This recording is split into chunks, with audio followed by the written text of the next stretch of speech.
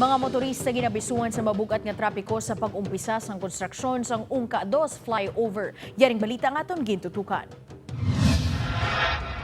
Ginpangplaster na sa Department of Public Works and Highway 6 ang pila ka signages kag barricades nga kinahanglan para sa pag-umpisa sa konstruksyon sang 110 milyones pesos Ungka 2 flyover. Umpisa subong adlaw ginsiraduhan na ang 2 lanes sang magtimbang nga porsyon sang Senator Benigno Aquino Avenue pakadto sa boundaries sang Pavia kag syudad sang Iloilo.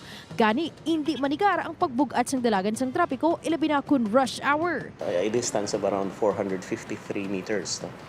And that it will be involving 16 spans of a single column nga piers. So dira kita masugod sa enclosure sa portions sang piers 2 and 3. Gani para makalikaw sa pagpugok sang trapiko sarang magamit ang ini nga mga alternatibo nga ruta. Kung halin sa Haro, pwede maglabay sa Quintin Salas, Tacas Road, Lusot sa Barangay Pagsangaan, Pavia.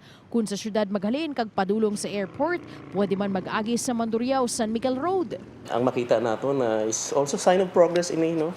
Nga nagadamo ang aton nga mga nagagamit sa kalsada. That means nga ang economic ano sang isa ka lugar maayo, no. Ginalauman nga matapos ang proyekto sa sulod sang 18 ka bulan o kun duha ka tuig. Samtang nagpadala naman sang advisory sa mga travel and tours sang Public Safety Transportation and Management Office agud magiyahan ang mga bisita nga likawan ang ini nga lugar kag magamit sang alternatibo nga ruta.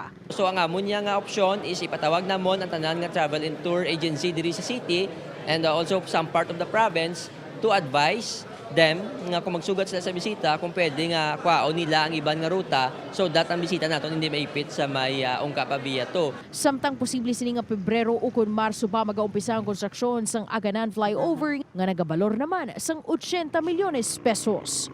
Upod kay Hans Desierto, Daryl Marie Sarmiento, One Western Visayas.